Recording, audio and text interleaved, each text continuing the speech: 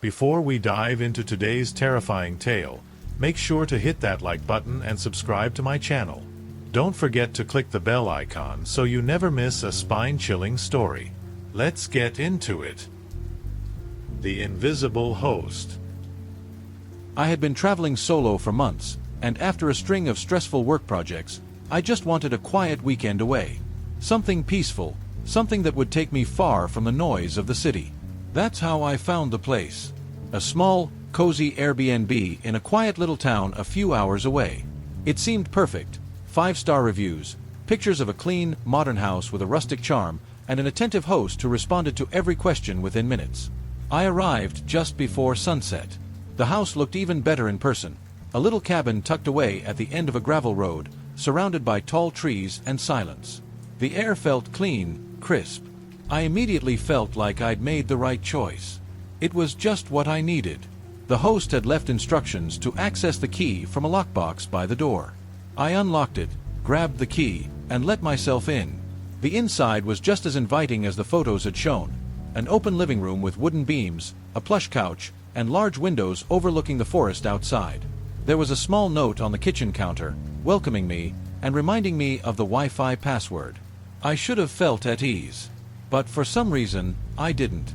As I stood there, looking around, I had the odd sensation that someone else was in the house. It was like the air was heavier than it should have been, like I was being watched. I chalked it up to my nerves. After all, I hadn't been alone in a place this isolated in years.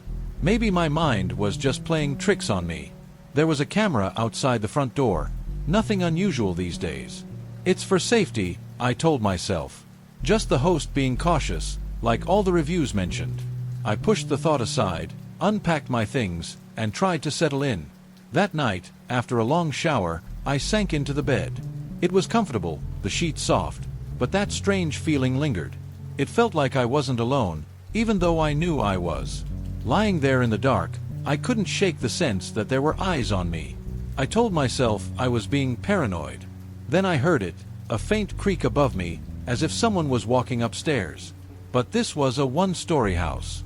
I sat up in bed, straining to hear. The sound had stopped. Silence returned, thick and heavy. I told myself it was the house settling, the wood expanding with the drop in temperature. But I couldn't sleep. Something didn't feel right. The next morning, I convinced myself that I had overreacted. It was a new place, isolated, and I was probably just jumpy from being alone. Still, that lingering sense of unease followed me as I moved through the house. The creak from the night before felt like a distant dream, but the unease clung to me like a shadow. I made coffee and sat in the living room, trying to enjoy the view through the large windows. The forest was still, peaceful. The sun was filtering through the trees, casting long shadows across the yard. For a moment, I started to relax. But then I noticed something strange. My backpack, which I had left by the couch, was slightly unzipped. I was sure I had closed it last night. My laptop, which I distinctly remembered placing on the coffee table, was now sitting on the dining table across the room. Maybe I had moved it and forgotten? I shook it off, trying to ignore the creeping feeling that something was off. As the day went on, more small things began to happen. I heard faint footsteps again, this time in the afternoon, coming from above. Every time I went to check, there was nothing there, just the empty ceiling. I told myself it was the house settling, the wind, anything that could explain it. But it wasn't just the noises. When I returned from a short walk around the property, I noticed my bedroom door was open. I had left it closed. I stepped into the room and felt a chill run down my spine. The bedspread had been slightly pulled back, as if someone had sat on the edge of the bed. My suitcase, which had been in the corner, was now pushed up against the wall. I stood there, frozen for a moment, trying to make sense of it. Maybe I hadn't noticed the door was open before. Maybe I had moved things around in my rush to get settled. I wanted to believe that. That night, I couldn't shake the feeling that something, or someone, had been in the house while I was gone. I double-checked all the windows, made sure the doors were locked, and tried to relax. But as I lay in bed, the house seemed too quiet. Every small noise felt amplified, like the house was trying to tell me something. Then, just as I was drifting off to sleep, I heard it again, the soft creaking of footsteps above me.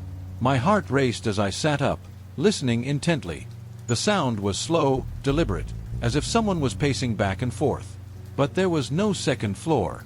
I had walked the entire house. There was nothing up there but the roof.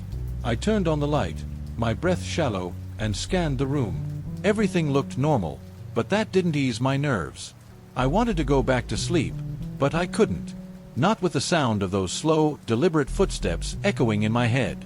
I wasn't alone. I was sure of it. By the time morning came, I hadn't slept at all.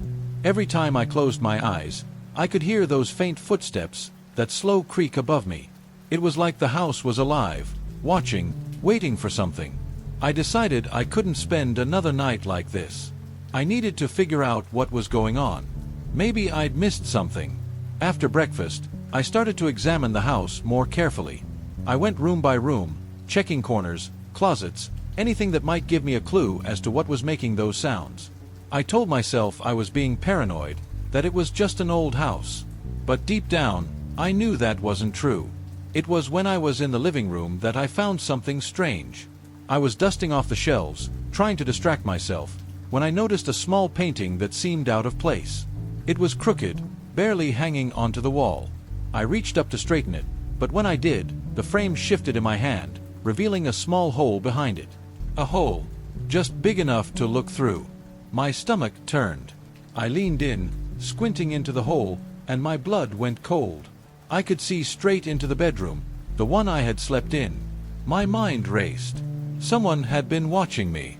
The feeling I'd had from the beginning, that sense of being observed, suddenly made sense. I stepped back, my heart pounding in my chest. Was the host behind this?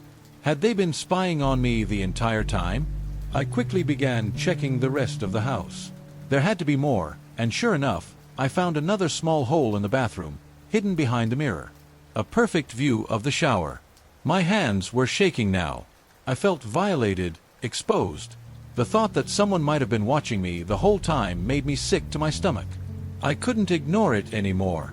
The footsteps, the strange sounds, the moving objects, it wasn't just in my head. Someone had been in this house, someone who knew its every corner.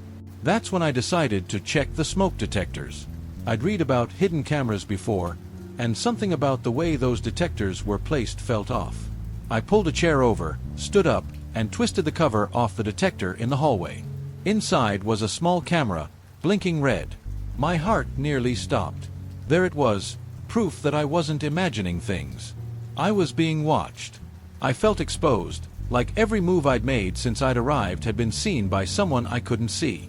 I grabbed my phone, hands trembling, and sent a message to the host, asking if they had security cameras inside the house. Minutes passed, then a reply, "No, just the one outside for safety." "Why do you ask?" "Lies." I felt a rush of fear, followed by anger. I knew I needed to get out of there, but as I tried to call someone, the signal on my phone flickered in and out. Of course, the house was too remote for reliable service. I was completely cut off. Then, just as I was debating whether to pack up and leave, I heard it again, those slow, deliberate footsteps. This time, they weren't above me. They were right outside the bedroom door. The footsteps stopped just outside the bedroom door. I froze, my phone slipping from my trembling hand. Every instinct in my body screamed for me to move, to do something, but I couldn't. I just stood there, staring at the door, waiting for it to open. But it didn't. Instead, there was silence. The kind that presses against your ears, thick and heavy, like the house was holding its breath. For a moment, I thought maybe I had imagined it. Maybe the stress was finally getting to me.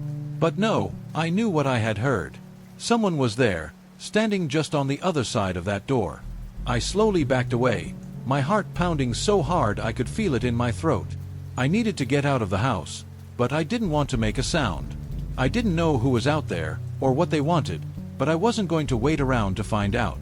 As quietly as I could, I slipped into the hallway and moved toward the front door. My eyes darted to every shadow, every corner, expecting someone to step out at any moment. The whole house felt wrong, like it was no longer a safe place, but a trap. When I reached the front door, my hand hovered over the handle. That's when I heard it, a soft click behind me. The unmistakable sound of a door being opened. I didn't look back.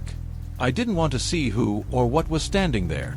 I twisted the handle, pulled the door open, and ran outside, into the cold evening air. The trees loomed above me, dark and silent, as I sprinted toward my car. The gravel crunched under my feet, each step feeling slower than the last. I fumbled with my keys, my hands shaking as I reached the car. I managed to unlock it and throw myself inside, locking the doors behind me. I sat there for a moment, trying to catch my breath, my mind racing. I had to get out of here. I didn't care about my things inside the house anymore. I just needed to be far away from this place. I started the engine and slammed my foot on the gas. As I sped down the gravel road, my phone buzzed. It was a message from the host. I glanced at it, dread settling in the pit of my stomach. I noticed you left in a hurry. Is everything okay? I nearly threw the phone. Of course they knew I'd left. They'd probably been watching me this entire time, through the cameras, through those hidden holes. My skin crawled with the thought. I didn't respond. I just kept driving, desperate to get back to the main road. But something nagged at me. I'd left too quickly. I hadn't thought things through. The host. They hadn't mentioned the cameras. They had only asked if I was okay. What if this wasn't about surveillance? What if it was something worse? What if someone else was in that house? Someone even the host didn't know about? Suddenly, my phone buzzed again. Another message from the host. I'll be stopping by soon to check on things. Don't worry, I'll be there in 15 minutes. My stomach twisted. Why would they come by now? Why so soon? I glanced in the rearview mirror, and that's when I saw it. Headlights. A car was following me, its lights glaring bright in the darkness. My heart sank as I saw the headlights in my rearview mirror, piercing through the growing darkness. They were getting closer. Panic surged through me, and my mind raced with possibilities. Was it the host? Someone else? Whoever it was, they were following me, and I had no idea why. I pressed harder on the gas, my hands gripping the steering wheel so tightly my knuckles turned white. The car skidded slightly on the gravel road, but I managed to keep control.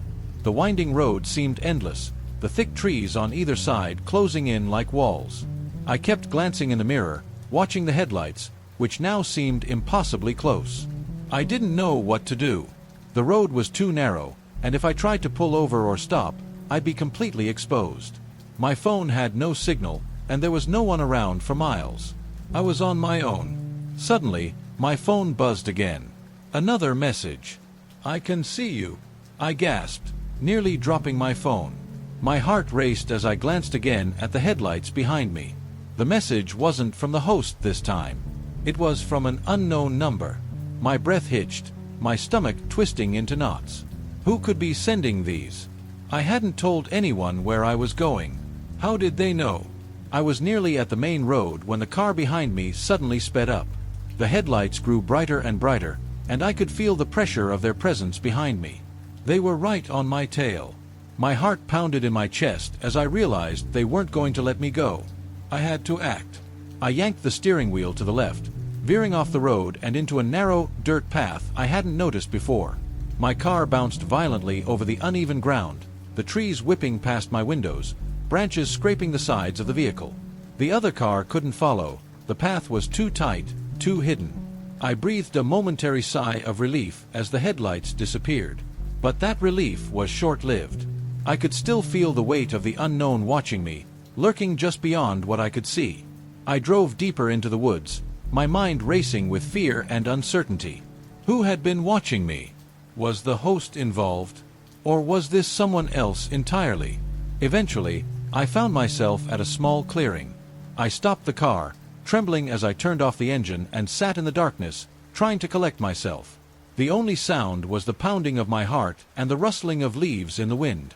Then, out of nowhere, I heard it again, the unmistakable sound of footsteps. They were close. Too close. I didn't wait to see who it was. I grabbed my phone and bolted from the car, running blindly into the woods. My legs ached, my breath came in ragged gasps, but I couldn't stop. Every fiber of my being screamed at me to keep moving, to get as far away as possible.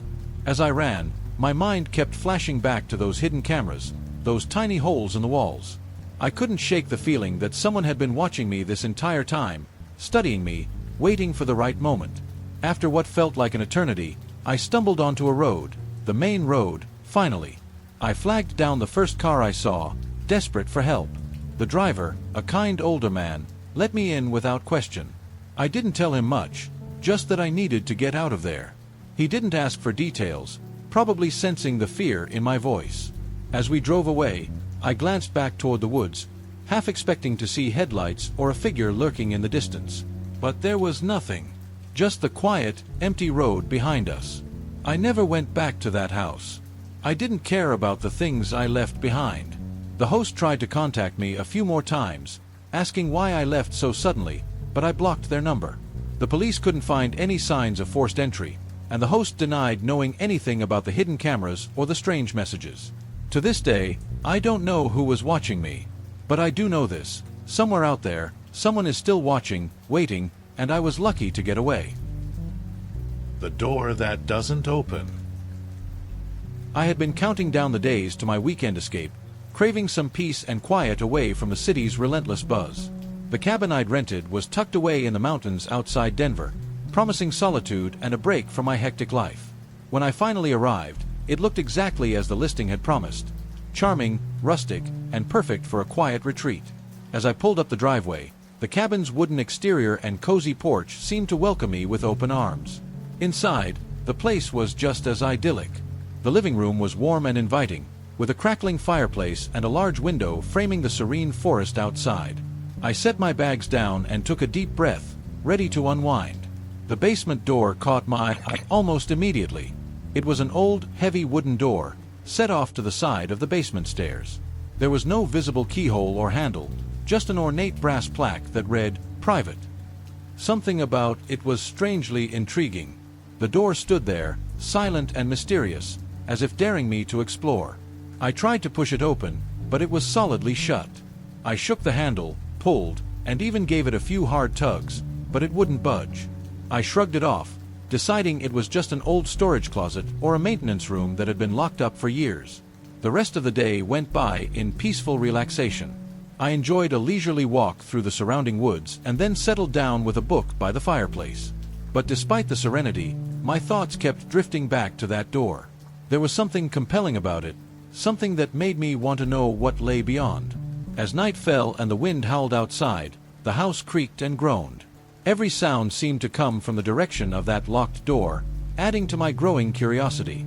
I tried to ignore it, but the more I thought about it, the more I felt drawn to uncovering its secret. It was then that I noticed something odd. From the basement, I could hear faint, rhythmic sounds, like a soft tapping or scratching.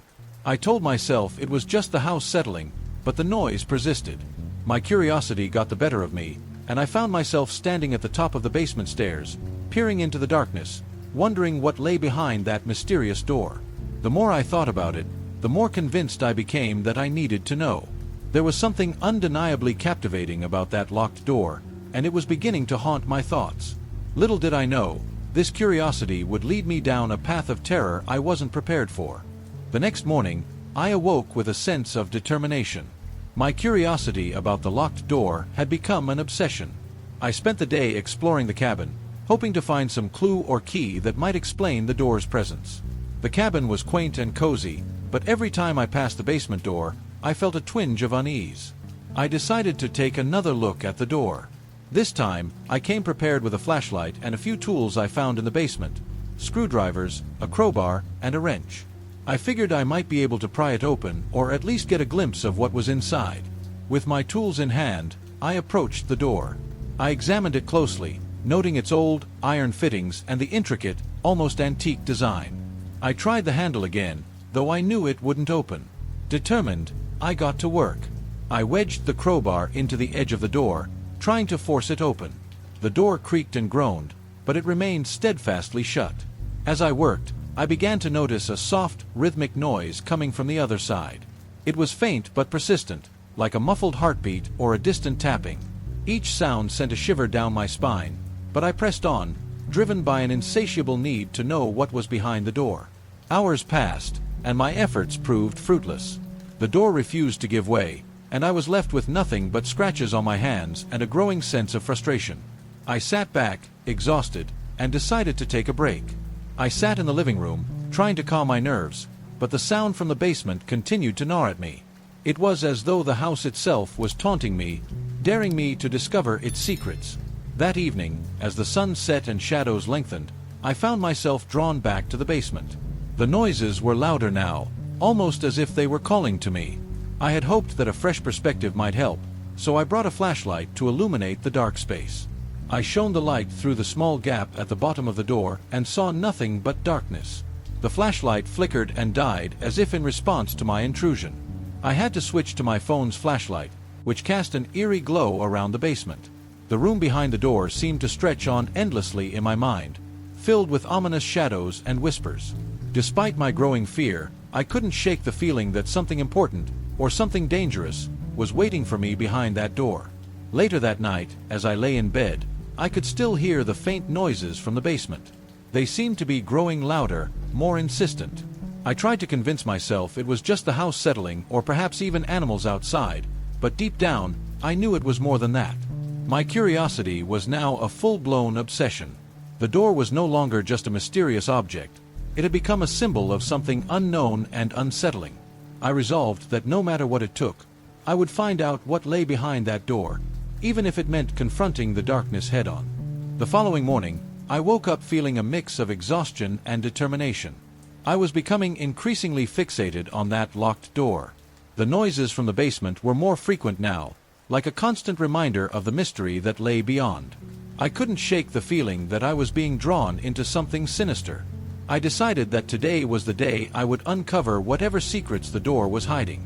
I spent the morning scouring the cabin for anything that might help me open it. I found an old set of lockpicks in a drawer, likely left behind by a previous guest, and figured they might be useful. Armed with my new tools, I headed to the basement with a sense of purpose. I was alone in the cabin now, as I had seen no one around for miles. The solitude seemed to amplify the eerie atmosphere of the basement. I set up my flashlight on a nearby table, casting a weak, flickering beam toward the door. I tried the lockpicks, carefully maneuvering them into the keyhole. My hands were shaking, but I tried to steady them as I worked. After several frustrating attempts, the lockpick snapped, and I had to retreat and gather my thoughts. The frustration was mounting, but my resolve was stronger than ever. I couldn't let it beat me. I took a deep breath and tried a different approach. I used the crowbar again, pushing and pulling with all my might, but the door remained stubbornly shut. The noises from behind the door grew louder and more frantic. It felt as though something, or someone, was trying to get out. The rhythmic thuds and whispers had turned into urgent, pleading sounds. It was as if whatever was trapped behind the door was becoming desperate for release. As the day turned into evening, my exhaustion reached its peak. I felt like I was on the edge of a breakdown. The isolation of the cabin and the relentless noise from the basement were taking their toll. I sat on the basement steps, my mind racing, trying to think of another way to force the door open. Just then, I noticed something odd. In the dim light, I saw a small, dusty journal tucked away behind some old boxes. It was leather-bound and looked ancient. Curiosity piqued. I reached for it and carefully opened the cover. The pages were filled with handwritten notes, sketches, and strange symbols. I flipped through it, my heart pounding with anticipation. One entry stood out. The door must remain closed. It is not meant to be opened. Beware what lies beyond. The words sent a chill down my spine. Was someone trying to warn me away from the door? I couldn't ignore the sense of dread that accompanied the journal's message, but my determination was unshaken. I decided to take a break and think things over. I went upstairs and tried to relax, but my mind was consumed with the door and its secrets. I knew I couldn't leave without finding out what lay behind it, but the fear was starting to creep in. What if the journal was right? What if there was something truly horrifying waiting for me? As night fell, I made up my mind. I had to go back down to the basement. I needed to face whatever was behind that door, no matter the cost. The mystery had become an obsession, and I couldn't walk away now. The fear of the unknown was overwhelming, but it was nothing compared to my fear of never knowing what lay behind that damned door. The night had settled in, casting a thick, oppressive darkness around the cabin. I couldn't shake the feeling that something was terribly wrong, but I had resolved to confront whatever lay behind that door. Driven by an uneasy mix of fear and determination, I gathered my tools once more and descended into the basement. The air was thick and musty, and the faint smell of mildew hung around me. The rhythmic thumping from behind the door had become a constant, unsettling presence, pulsing through the silence like a heartbeat. Each thud seemed to echo louder and louder, resonating with an urgency that sent shivers down my spine. With a deep breath, I took another look at the heavy wooden door. The journal's warning still lingered in my mind, but my curiosity was too strong to ignore. I had to see what was on the other side. I took out the crowbar and positioned it against the door's edge, trying to pry it open. My hands were trembling, but I gritted my teeth and continued to force the tool into the gap. The door groaned and creaked, resisting my efforts with an almost eerie determination. The noises from behind seemed to grow louder, as if the door was holding back something desperate to break free. I felt a rush of fear, but I couldn't stop now. Finally, with a loud, splintering crack, the door gave way. It swung open slowly, revealing a dark, cavernous space beyond. I shone my flashlight into the darkness, my heart racing. The light flickered and revealed what looked like a small, forgotten room, filled with old furniture covered in dusty sheets and cobwebs. It was exactly what I had expected, a storage room that had been sealed off long ago. But then I noticed something that made my blood run cold. In the corner of the room, partially hidden behind a stack of old boxes, was a large mirror. Its surface was covered in grime, but what caught my eye was the fact that it was facing the wall. The mirror was positioned in such a way that it should not have been possible to see anything in it from the door. My flashlight beam danced across the mirror, and for a moment, I thought I saw something move in the reflection. I turned quickly, but the room behind me was empty. I took a deep breath and approached the mirror, my mind racing with 1,000 possibilities. I slowly reached out and turned it around, revealing its surface. The mirror was dusty and smudged, but as I cleaned off the grime with my sleeve, I saw something that made my heart skip a beat. In the reflection, there was a message scrawled across the mirror in what looked like old, dried blood. It read, "You should not have come." My hands shook violently as I took a step back. The room seemed to close in around me, the shadows growing darker and more menacing. I felt a cold, creeping sense of dread wash over me, and I realized that my curiosity had led me to something truly terrifying. Suddenly, the rhythmic thumping began again, this time from behind the mirror. It was louder, more frantic, and it felt as though the entire room was vibrating with a malevolent energy. I backed away slowly, my mind racing with panic. Whatever was on the other side of that mirror, or behind it, was something I was not prepared to confront. I stumbled out of the room, slamming the door shut behind me. The sounds continued, echoing through the basement, growing louder and more insistent. I fled back upstairs, my breath coming in short, panicked gasps. I locked the basement door behind me and collapsed onto the living room couch, my mind reeling from what I had just seen. I knew I had uncovered something profoundly disturbing, but I had no idea what it meant or what to do next. The house was no longer a peaceful retreat, it was a place of horror and dread. I was trapped in a nightmare I had unwittingly walked into, and I had no idea how to escape the terror that now seemed to envelop me. I spent the rest of the night huddled on the couch, my heart racing and my mind a whirlwind of fear and confusion. The noises from the basement had subsided, but the sense of impending doom was palpable. I couldn't shake the feeling that something was terribly wrong, and I knew I couldn't stay in the cabin any longer. I had to find a way out. The morning light offered little solace. I was still shaken by what I had discovered, and I knew I had to act quickly. I packed my things in a frenzy, trying to ignore the unsettling thought that whatever was in the basement might be trying to get out. The feeling of being watched was overwhelming, and every creak of the cabin seemed to echo with a sinister undertone. As I prepared to leave, I glanced one last time at the basement door. I hesitated, torn between my fear and the gnawing curiosity to know more about what lay beyond that door. My hand hovered over the lock, and I felt a chill run down my spine. The house was eerily silent, as if it were holding its breath, waiting for something to happen. I took a deep breath and turned the key, slowly opening the door. The basement was dark and foreboding, but I had to know if there was more to discover. With my flashlight in hand, I descended the stairs once more. The basement seemed different now, as if the very air was charged with a malevolent energy. As I reached the bottom of the stairs, I noticed that the mirror was no longer in its place. It was as though it had vanished, leaving only a dark, empty corner behind. The rhythmic thumping had returned, louder and more insistent than before. It was coming from behind the wall, where the mirror had been. I approached the wall cautiously, my flashlight illuminating the cracked and weathered surface. The thumping grew louder, more frantic, as if something was trying to break through. My fear was almost overwhelming, but I knew I had to find out what was causing the noise. I examined the wall carefully and noticed a faint outline of a door, partially hidden behind a layer of old plaster and wood. It was barely visible, but it was there. I took a deep breath and began to pry at the wall, chipping away at the plaster and wood with my tools. Each sound of cracking and scraping seemed to intensify the noise from behind the wall. Finally, I broke through, revealing a hidden door. It was old and rusty, and it looked like it hadn't been opened in decades. The thumping from behind the door had stopped, replaced by an eerie silence. I hesitated for a moment, my heart pounding in my chest. I knew that whatever lay behind this door was the culmination of the terror I had been experiencing. I slowly opened the door, revealing a small, dark room. The air was thick and oppressive, and I could barely see inside. I shone my flashlight around, and what I saw made my blood run cold.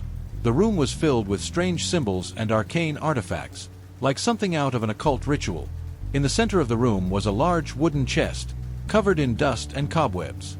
I approached the chest with trepidation, my hands shaking uncontrollably. I slowly lifted the lid, and inside, I found an old, leather-bound book. The book was covered in strange, intricate patterns, and it seemed to radiate an unsettling energy. I opened it, and the pages were filled with bizarre symbols and disturbing illustrations. As I flipped through the book, I realized that it was a journal of sorts, documenting rituals and ceremonies designed to summon and control dark forces. The entries were written in a frantic, erratic hand, and they spoke of a hidden power that could be unleashed by breaking certain seals or performing specific rites. The last entry in the journal was a chilling warning: the door must remain closed. The power within is not meant to be released. Those who seek to unveil it will be consumed by darkness. The weight of the journal's message hit me like a ton of bricks. The door I had opened was not just a physical barrier. It was a seal keeping something far more malevolent at bay. I had inadvertently disturbed something that was never meant to be disturbed. With a sense of dread and urgency, I quickly closed the chest and retreated from the room. I bolted up the stairs, my mind racing with the realization of what I had unleashed. I had to get out of the cabin before it was too late. I grabbed my belongings and fled, not daring to look back. As I drove away from the cabin, I glanced in the rearview mirror, half expecting to see something, or someone, following me. The cabin receded into the distance, and I could only hope that I had escaped whatever horror I had inadvertently unleashed. The experience left me shaken and terrified, and I knew that I would never be the same. The cabin, with its secrets and hidden horrors, had become a place of dark memories and unspoken fears. As I drove away, I couldn't shake the feeling that I had barely escaped with my life, and that the darkness I had uncovered might never truly be behind me. The Dead End House. I thought a few days away from the city would be the perfect way to clear my head. Work had been a nightmare. Long hours, endless emails, and meetings that seemed to drag on forever. So when I stumbled across an Airbnb listing for a cabin in the mountains, I didn't think twice. The pictures showed a cozy, rustic place with a wood-burning stove, a wraparound porch, and stunning views of the surrounding forest. It seemed like the perfect escape. The drive up was uneventful at first. The highways were busy, but as I veered off onto the smaller winding roads, traffic thinned out, and the trees seemed to stretch higher, like silent sentinels guarding the path. By the time I reached the final stretch, the road had turned to gravel, and the forest felt like it was closing in around me. When I finally pulled up to the cabin, I felt a strange mix of relief and unease. The cabin looked exactly like the pictures, but something was off. Maybe it was the silence. There were no other cars, no sounds of life, just the wind rustling through the trees. I shrugged it off, figuring I was just adjusting to the solitude after the constant noise of the city. I grabbed my bags and headed inside. The cabin smelled faintly of wood and earth, like it hadn't been aired out in a while. The floors creaked under my weight as I wandered from room to room, taking it all in. It was cozy, sure, but there was an odd emptiness to the place. like it hadn't been lived in for a long time, despite the fact that it was supposed to be a popular rental. After unpacking, I went to check my phone. No signal. Not even a single bar. Again, I told myself it was fine. That was the whole point of coming here, right? To disconnect, to get away from the constant buzzing and beeping of technology. But it still unsettled me. There was Wi-Fi listed in the amenities, so I tried connecting to the network. Nothing. No connection at all. Great. I wandered outside, figuring I'd stretch my legs and get a feel for the area. The forest around the cabin was thick, the trees towering overhead, their branches forming a canopy that blocked out most of the afternoon sun. I followed a path that seemed to lead deeper into the woods, but after about 10 minutes, I realized I was starting to lose sight of the cabin. I turned around, walking back, and something about the cabin as I approached it seemed different. I couldn't put my finger on it, but I felt a strange chill creep up my spine. That night, as I settled in, I tried to shake the feeling. I had a fire going, the crackling of the logs filling the small cabin with warmth and light. But outside, the darkness felt heavy, oppressive. The only sound was the occasional creak of the cabin, as if it was adjusting to the cold night air. I told myself I was just jumpy from being alone, from the isolation. But as I lay in bed, staring at the dark ceiling, I swore I could hear something faint, a distant rustling, maybe footsteps. I sat up, straining to listen, but the sound stopped. I tried to convince myself it was just the wind, or maybe an animal outside, but it didn't sound like that. It sounded human. I didn't sleep much that night. Every little noise set me on edge, and every time I thought I could finally drift off, there was another creak, another sound that seemed out of place. By morning, I was exhausted, but I tried to laugh it off. It was just my imagination, I told myself. A city person not used to the quiet. I'd spend the day exploring, clear my head, and everything would be fine. At least, that's what I thought. The morning sun filtered weakly through the dense canopy, casting mottled shadows across the cabin. I made myself breakfast, a simple affair of scrambled eggs and toast, and sat at the small wooden table by the window, trying to enjoy the tranquility. The forest outside was beautiful, almost serene, but the odd sensation from the night before lingered in the back of my mind. After breakfast, I decided to explore the area. I wandered through the forest trails, taking in the fresh air and the quiet beauty of the surroundings. I came across a small creek that bubbled softly over rocks, and I paused to listen, letting the peaceful sound wash over me. But even here, in the middle of nature, I couldn't shake the nagging feeling that I was being watched. I returned to the cabin as the sun began to set, the sky turning a deep orange. The shadows in the forest grew longer, stretching like dark fingers toward the cabin. I tried to ignore the sense of unease that seemed to settle over the place as the daylight faded. As night fell, I lit the wood stove to keep warm. The crackling fire was comforting, and I settled into a chair with a book, hoping to relax. But as the evening wore on, I couldn't shake the feeling that something was wrong. The cabin seemed to be alive with creaks and groans, more pronounced now that the fire was the only source of light and warmth. Around midnight, I decided to turn in. I was exhausted, but as soon as I lay down, the noises started again. Soft thuds, like someone moving around the cabin, and faint rustling sounds that seemed to come from the walls. I got up several times to check, but each time, the house was as I had left it, empty and still. I finally convinced myself that it was just the house settling, or perhaps the wind moving through the trees. I lay in bed, trying to ignore the sounds and focus on drifting off. But sleep didn't come easily. Every little noise jolted me awake, and every time I closed my eyes, I could almost feel eyes watching me. At one point, I heard a distinct sound, a click, as if someone was trying to open a door. I jumped up, heart pounding, and went to check the doors.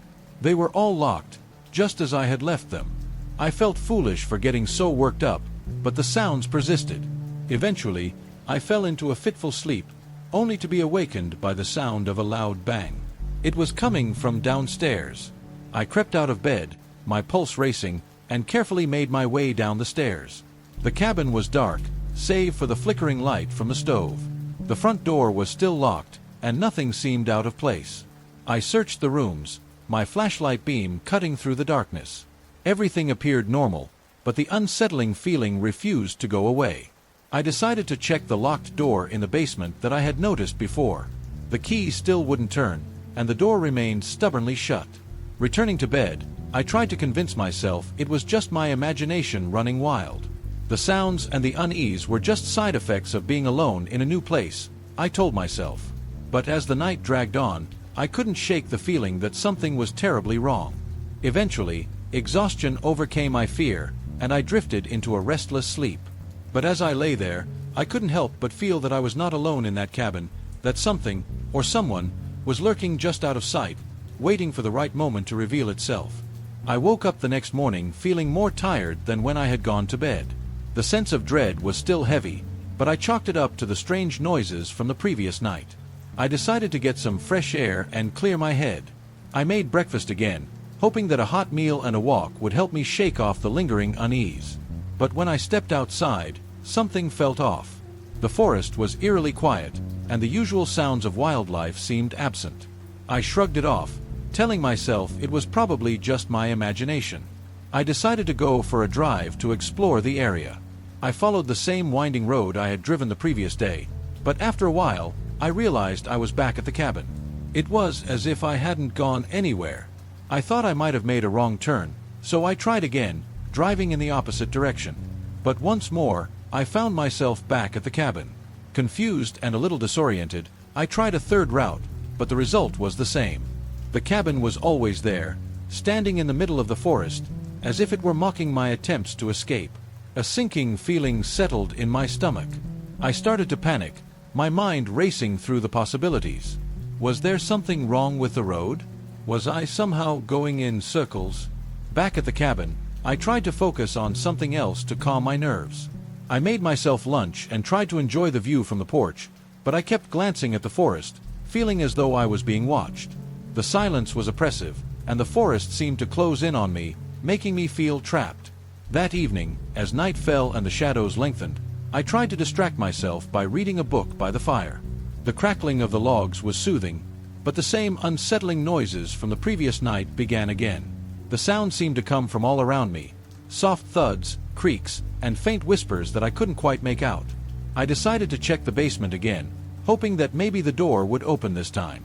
I took the flashlight and made my way down the dark stairs. The basement was just as I remembered it, cold and damp, with that same locked door. I felt a shiver run down my spine as I stood there, staring at it. I couldn't shake the feeling that something was waiting for me on the other side. As I climbed back up the stairs, I glanced at the clock and realized with shock that hours had passed in what felt like minutes. It was late, but the sense of time seemed distorted. I tried to tell myself it was just fatigue, but the growing sense of despair made it hard to think clearly. That night, the sounds became more insistent. There were footsteps in the hallway, a door creaking open and closed, and whispers that seemed to echo through the house. I tried to ignore them, but every noise made my heart race. I checked every door and window, making sure everything was locked and secure, but nothing seemed out of place. I finally lay down in bed, my mind a whirlwind of fear and confusion. As I tried to drift off, I realized with growing horror that I was no longer just hearing the noises, I was feeling them. It was as if the house itself was alive, shifting and moving around me. Sleep came fitfully, and when I woke, I was startled to find that the day felt oddly familiar. I went through my morning routine, but something wasn't right. The cabin felt like it was repeating itself, the same as the day before. The same breakfast, the same silence, the same unsettling feeling of being watched. Panic set in as I realized that I was trapped in a loop, reliving the same day over and over. No matter what I did, I couldn't escape. I was stuck in this cabin, and every attempt to leave or understand my situation seemed to bring me back to where I started. I tried to convince myself it was just a bad dream, but deep down, I knew it was all too real. The cabin had become a prison, and I was trapped in a never-ending cycle of fear and confusion. The days blurred together as I continued to experience the same terrifying loop. Each morning began with the same routine: breakfast, a walk, an attempt to escape, only to find myself back at the cabin. My attempts to break free became increasingly desperate. I tried everything. Different routes, different times of day, even walking deeper into the forest, but it was always the same. No matter what, I ended up back at the cabin. One evening, I was sitting by the fire, my nerves frayed and my mind racing. I decided to explore the basement again. I had avoided it for days, but something compelled me to go back. I needed answers, or at least a distraction from the endless cycle. I took the flashlight and descended the stairs, my heart pounding with each step. The basement was cold and musty, and the air seemed to grow heavier with each breath.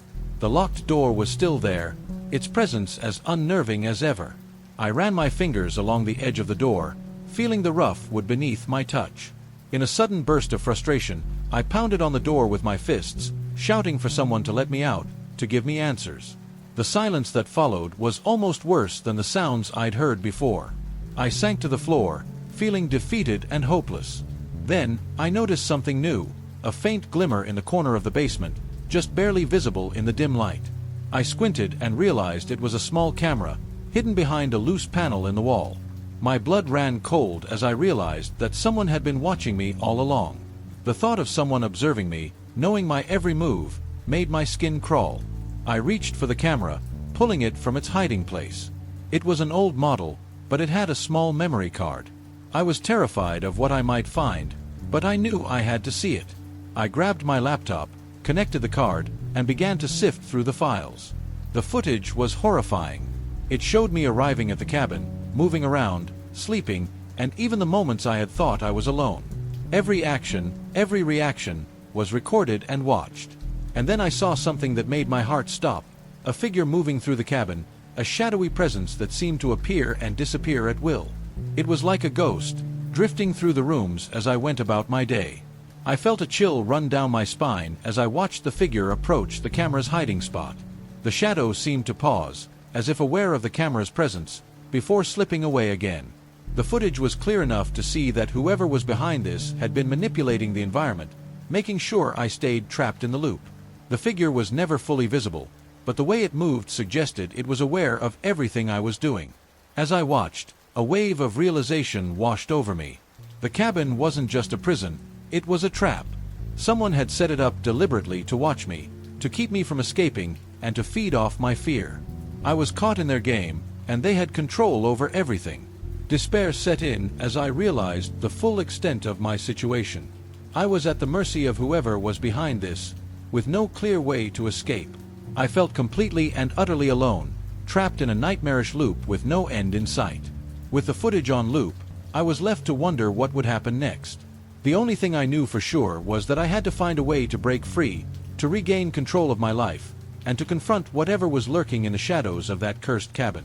But the more I watched, the more I felt that the figure in the shadows was not just watching me, it was waiting for something.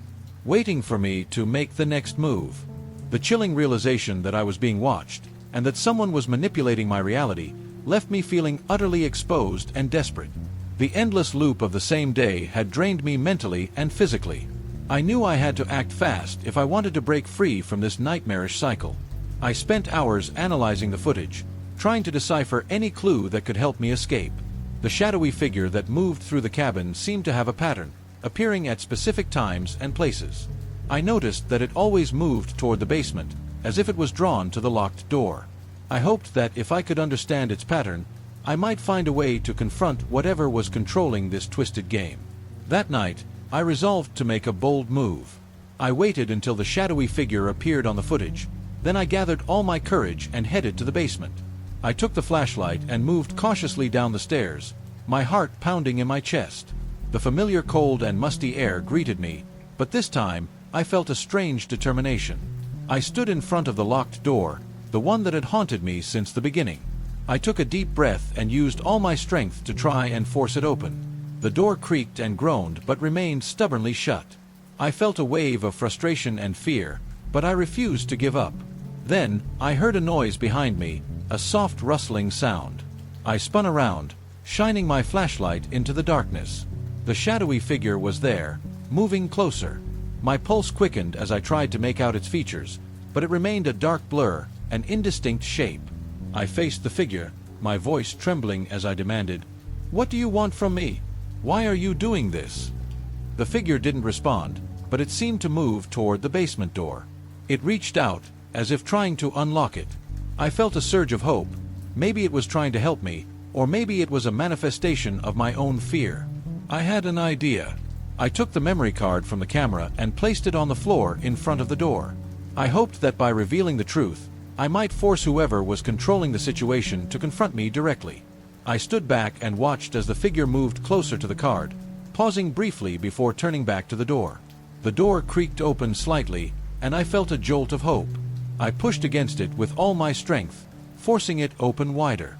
The darkness beyond was impenetrable, but I could sense that there was something, or someone, waiting for me. I took a deep breath and stepped into the darkness. The basement was unlike anything I had seen before.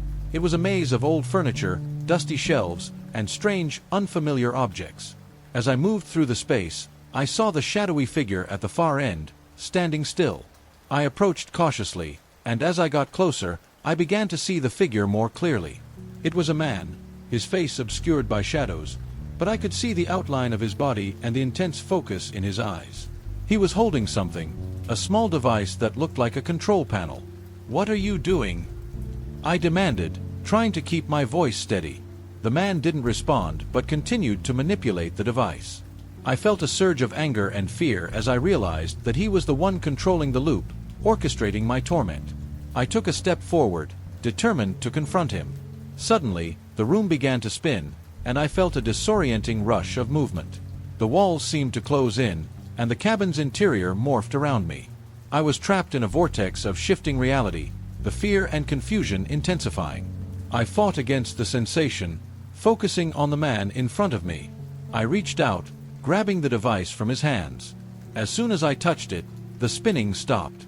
The room stabilized, and the man's figure faded away, leaving me alone in the basement. With the device in my hands, I took a deep breath and tried to understand its controls. I began to press buttons randomly, hoping that something would change. To my astonishment, the loop seemed to break. The cabin's reality shifted, and I found myself outside, standing in the forest with the sunlight warming my face. I looked around, feeling a mix of relief and disbelief. I had finally escaped the loop. The cabin loomed in the distance, but it was no longer a prison. I had broken free, but the memories of the terror I had experienced would stay with me forever. As I walked away from the cabin, I couldn't help but glance back one last time. The shadowy figure was gone, and the cabin stood silent and still. I was free, but I knew I would never forget the horrors that had transpired within those walls. With every step I took, I felt a sense of liberation, but also a lingering unease. I had escaped the nightmare, but the question remained: how many others had faced the same terror, and what other secrets lay hidden in the shadows of that cursed cabin?